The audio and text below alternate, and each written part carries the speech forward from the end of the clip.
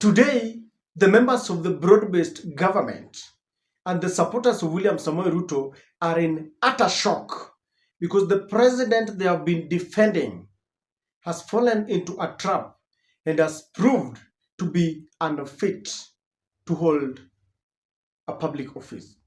President William Samoei Ruto has always told Kenyans that he's got a plan for this nation and that he understands the test that is coming ahead of him in 2027. And he says that the chance that has been given to lead this country is one that he is using maximally to ensure that when he will be engaged in 2027 to tell people what he has done, then he will have no excuse. And he has continued to challenge the opposition to have a proper plan and an agenda apart from just Ruto must go.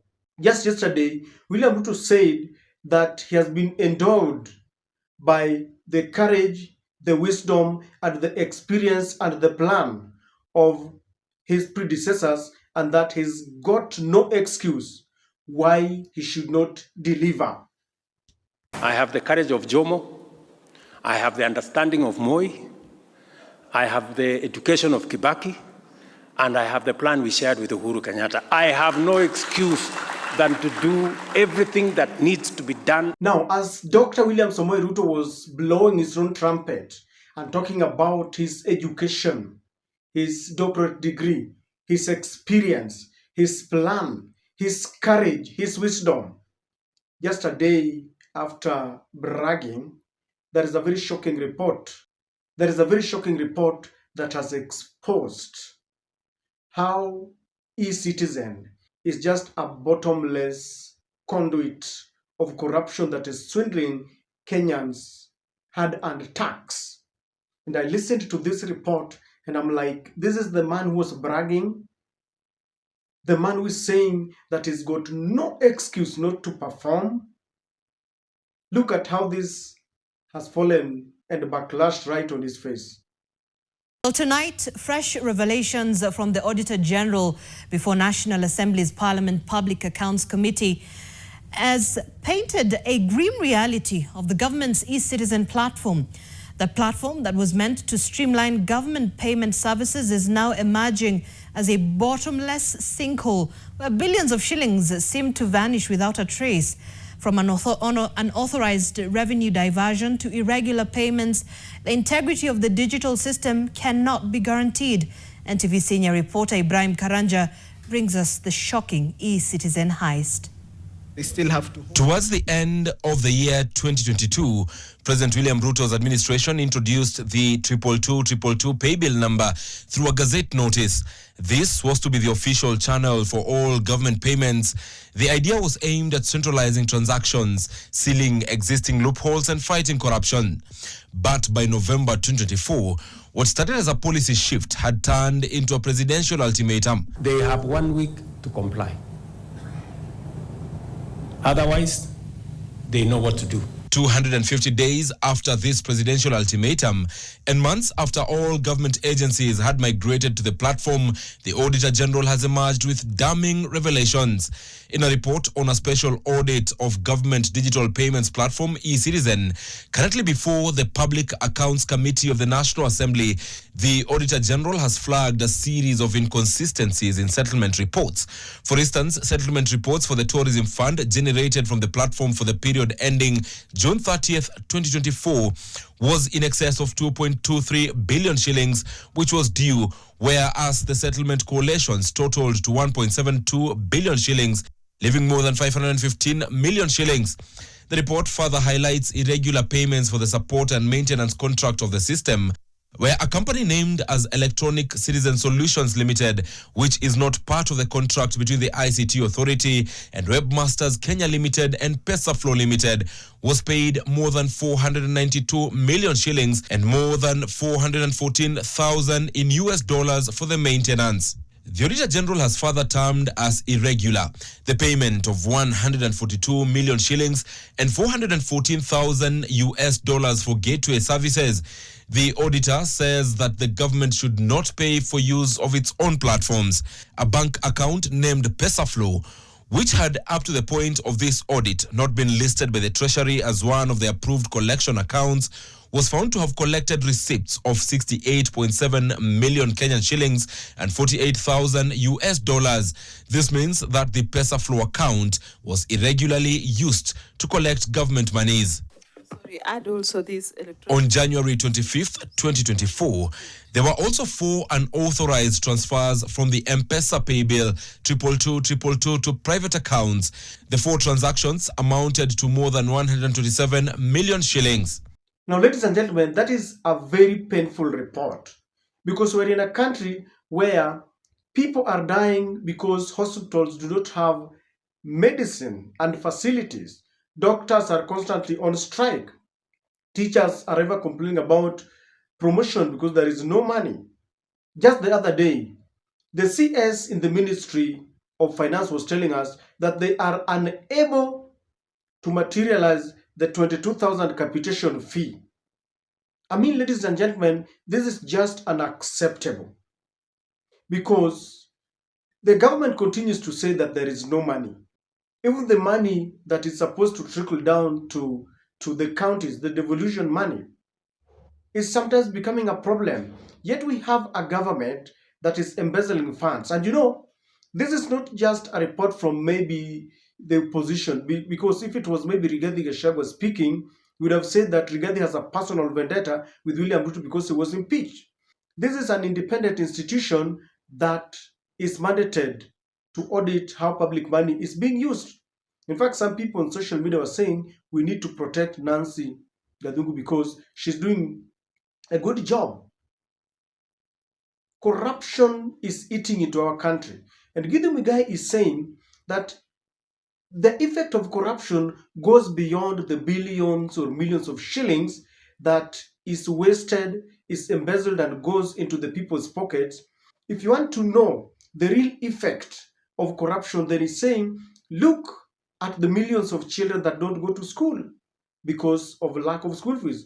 Look at the millions of people who die in the society and in our community because sometimes there are no, medicine in the hospitals. Just look at the effect of people who suffer because apparently sometimes there is no even road when someone is sick, even to take him to the hospital. Listen to what Githu Mwigai is saying. It has often been said that the true cost of corruption is not measured in shillings or dollars. Rather, it is measured in broken lives, stolen futures, and communities left behind. Corruption takes what belongs to the many and places it in the hands of a few. So, ladies and gentlemen, having listened to that report and what Githu Mwigai is saying, and William Ruto pontificating that he's got the courage of Jomo Kenyatta, the wisdom and understanding of Moi, the academic credentials of Mwai Kibaki, and the plan that they had with Uhuru Kenyatta. And he says that he's got no excuse. So what is the excuse for corruption that has entrenched itself in our country? And what is the broad-based supporters saying on this? It was William Ruto himself who ordered that all the payments are done through the e-citizen. Look at how that has turned out to be a conduit of corruption. And let me tell you, ladies and gentlemen, this is an offense because I call it a criminal offense. Stealing from public coffers. You see, William Ruto is the driver. He has continued to, assure people that in his hands, Kenyans are in safe hands. Now we have a problem. This president has been accused of no respect to human life, no respect to human rights values. People have been killed on the streets. Now, dust has not settled, then we have billions of shillings being embezzled. Can you still defend this government? Can you still stand and tell people that the only people who want Ruto out are the Kikuyus? Can you still stand before Kenyans and say that why did they demand for the resignation of maybe of Mwai Kibaki or Uhuru Kenyatta? Because this is too much. And let me tell you, ladies and gentlemen, the reason why people say Ruto must go, and the reason why the opposition keeps on saying that their first agenda is Ruto must go. so that those other agenda will come later. Because when he goes, then embezzlement of public funds will end. Killing of our children will end. That is why the first priority, as Sifuna puts it, is he must go. He must go because he says he's got the experience, the wisdom, the courage. He says we've never had before a president with a doctorate degree that is leading this country. With a doctorate degree, embezzlement of funds and corruption is the order of the day. With a doctorate degree, children are dying on the streets. With a doctorate degree, he cannot tolerate any criticism. What will happen? Because we are getting this just barely 3 years into office. What will happen if we have the UDA government for another 5 years? What will happen? A government that has crippled the opposition. The person who used to criticize this government is now in charge of our finances, John Mbadi. It is our time to eat. Ladies and gentlemen, what is happening in the country calls for a vote of no confidence, but it cannot happen because all the institutions have been pocketed. In fact, the only institution that is working is this of the Auditor General and the Control of Budget. Those are the only two offices that are maintained by taxpayers' money and are doing their work. And I think they need protection. When we say that UDA must be defeated in 2027, we don't have any personal vendetta against anyone. We only want to protect the integrity of our country. We want to end corruption. We want to ensure that capitation fee will reach schools on time. We want to ensure that exam money will be reaching schools on time. We want to save our country. And I believe that the way Githu Mwigai is saying, you look deeply at the society and community where you come from, and you will realize that sometimes an old mama dies just because there are no roads to take her to the hospital. There are no medicine in the hospitals. A bright and needy student just drops out of school, yet too much money is getting into people's pockets. Every little policy, every little agenda. Look at the SHA, the way Adani signed some deal with our healthcare. Look at the thwarted JKA tender and how it was done in secret and the kind of contract that they had signed. 30 years, then thereafter, continuously, Adani was going to get some money. In every little policy and deal and a project, there is always a loophole to swindle funds, to swindle Kenyans' hard-earned tax.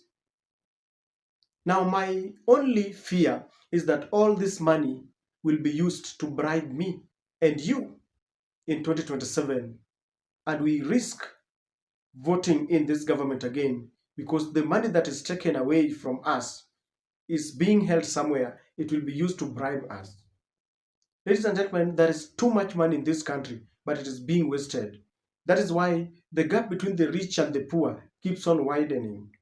We have a few people who have got just too much money, billions, and then many others who are living below the $1. If this does not make you angry to long to vote in 2027 and have new leadership, then there is a problem. We were warned that choices have got consequences. Here we are. Ladies and gentlemen, that was too much to bear. I don't know what you think, but our president with a degree, with the courage, with the experience, with the plan, a man who says he was sent by destiny to take Kenya to the next level. Look at what is happening. And this is just 3 years into office. What happens when we are in 2027? And what happens if we re-elect the UDA government? Tell me, do you really love your country? If you do, please let us save this country. Let us save our country, because this is just too much to bear. This country needs a total shutdown. Maraga says it needs a total reset. You see the way you reset your phone or your machine? We need to reset back to factory setting and we begin afresh. As usual, people are going to play politics. Kenyans, Madam Nancy has given you what you're supposed to hear, how your money is being misused. What you do with that information is all upon you. You want to play politics, you want to face reality, you want to hide your heads under the sand like the proverbial ostrich. It's upon you. But I think we have a date with destiny to ensure that we reset this country again.